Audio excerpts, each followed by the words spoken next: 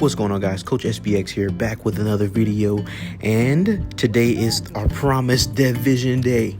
We've got hero trailer for Deadpool, and we've got the new Vision, new team-ups. Team-ups have been removed, some changes. Deadpool is also a strategist, a DP. Deadpool is officially coming to Marvel Rivals, and he's already shaping up to be one of the most unique heroes that the game has dropped, and I don't think they're stopping here. He's not just a DPS, he's not just a tank, he's not just a support. Deadpool breaks the class system, and today I'm explaining how he works and what his kit does, what Season 6 patches are coming, and how his team-ups will impact the meta. I know most people are seeing this hero trailer and they're just like, okay, so he's a tank, support, and DPS. All right, cool. We already have, those things in the game. What is going to make him different? And these are the things that I think are going to make him super duper unique compared to any other heroes that have dropped. Even Rogue recently, who had a pretty unique ability, but I think this is kind of taking the cake as far as the start of the year. First things first, Deadpool is the first triple role hero in Marvel Rivals. That means once Deadpool is locked in, he can be played as a Vanguard, he can be played as a duelist, he can be played as a strategist, and only one Deadpool per team. But how you use him completely changes your comp. That alone makes him one of the highest skill ceiling heroes in the game.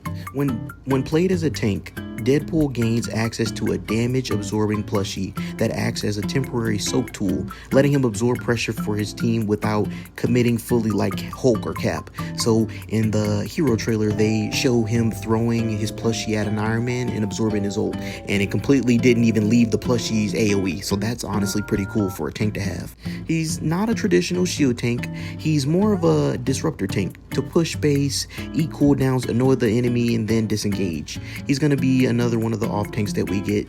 Deadpool as a duelist. This is the most straightforward version of Deadpool. Dual pistols for consistent pressure, katanas for close range burst, high mobility to chase or escape. He plays kind of like a skirmisher flanker hybrid, not pure hit scan, not pure melee, but deadly if left unchecked, if you get what I mean. Now this is where things get a little tricky, but in a good way. As a support, Deadpool can heal allies while still damaging. He doesn't stop being dangerous, he just becomes annoying and useful. Think of him as a tempo support. He is able to pressure enemies, sustain teammates, and force mistakes. Now, as far as we know with his abilities, he has dual pistols, mid-range poke and pressure. He has close range burst and combo potential with his katana slashes. He has a mobility dash, which allows him to engage, disengage, reposition, all that good stuff. He has the healing factor that applies self-regen, which rewards him for being aggressive. So if you're in the strategist Deadpool role, don't play passively. He also gets an explosive, which is kind of like a disruption tool. You can use it kind of to break formation and zone space, essentially creating space, especially if you're a tank. That'll come in handy. Deadpool's entire kit rewards confidence and creativity. He's strong when you're constantly doing something, so you should always be doing something, which is, he's a good hero for a lot of people to learn, especially because the game feels like it's going to require you to focus on a lot of things as more characters drop. So now the ultimate is still partially confirmed / unconfirmed, but here's what we know. It appears to be role dependent. It may charge faster based on activity, and it involves Deadpool breaking the fourth wall. This could be anything from massive buffs, chaotic AoE damage, or even temporary role amplification. Expect something flashy because it's Deadpool, of course.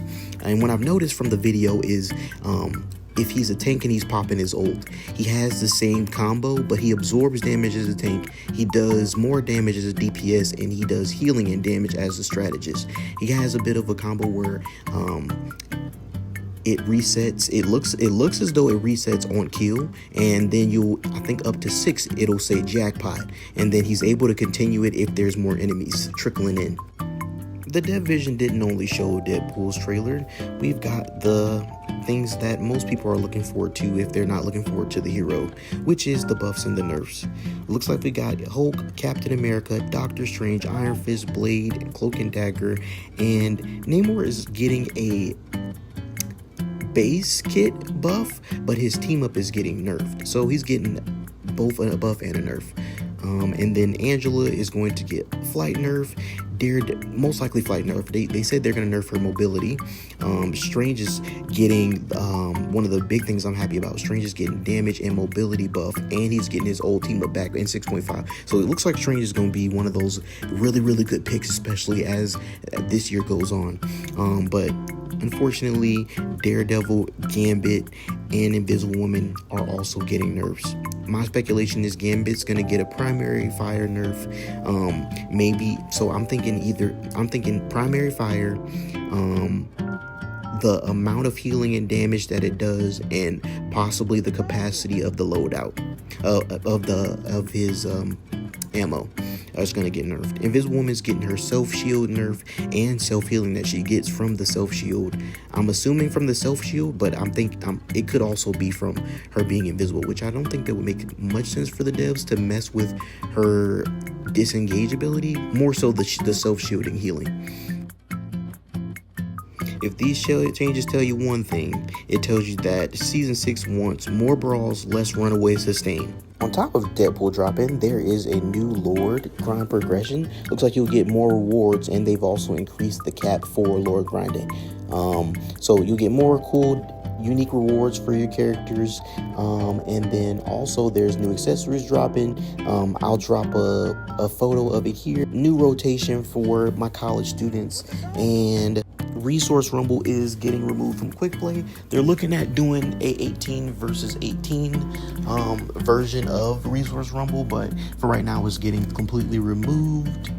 Zombie mode did get extended for a bit past the new year, but it is officially ending. But they will be replacing the zombie mode with a new kind of mode. I forgot what the type of mode that is, but they're going to drop a new one within the earlier parts of the season. I'm thinking by March, by at least Season 8, we'll get it. So there's something to look out as well. So far, we've only gotten one new team up, which is going to be between Deadpool and Jeff. Jeff gets a Deadpool healing toy that heals allies, disrupts enemies, and creates chaos in tight fights. And they'll end up, Deadpool is also bringing a new effect. So his disruption is going to show a bunch of Deadpools on your screen. So it'll be something visually that you can see you're being disrupted, which would be honestly pretty funny to see. For the Spider-Man mains, you're losing your team up with Human Torch.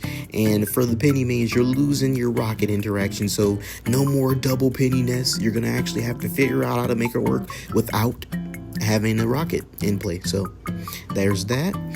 These removals open space for more flexible comps, especially with Deadpool entering the pool. To me, Deadpool will absolutely be S tier in coordinated play because of his role flexibility, mid-match adaptation, strong team-ups, and high individual impact.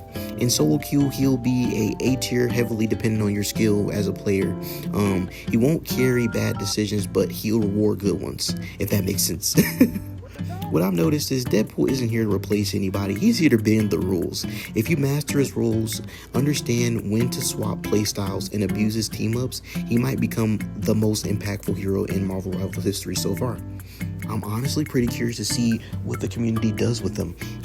I feel as though this could go so many ways. You could have, say, if you're a DPS man and you want to play Deadpool, but you realize the team maybe need a third support, then somebody can go, or maybe needs the Deadpool as a support, or maybe we need a second tank, and somebody's like, all right, I was playing DPS, but I'll play tank. And so it pretty much allows for someone who, I wouldn't say that you should one-trick Deadpool, but if you're a one-trick in a role, it allows you to kind of be able to swap roles and have you have to have a basic understanding of the roles to kind of swap into the different ones. But I feel as though for people who have already had the understanding, this is going to just make it so their gameplay is way more fun.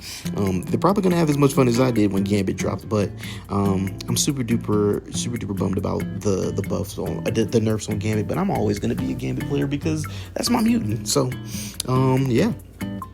Let me know in the comments, which role do you think Deadpool will dominate best?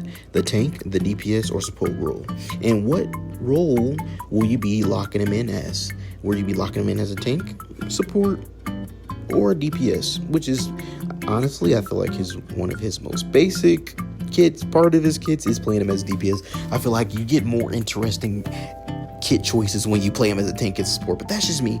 But anyways, thanks guys for watching, and stay tuned for more information. We're still waiting for the patch notes.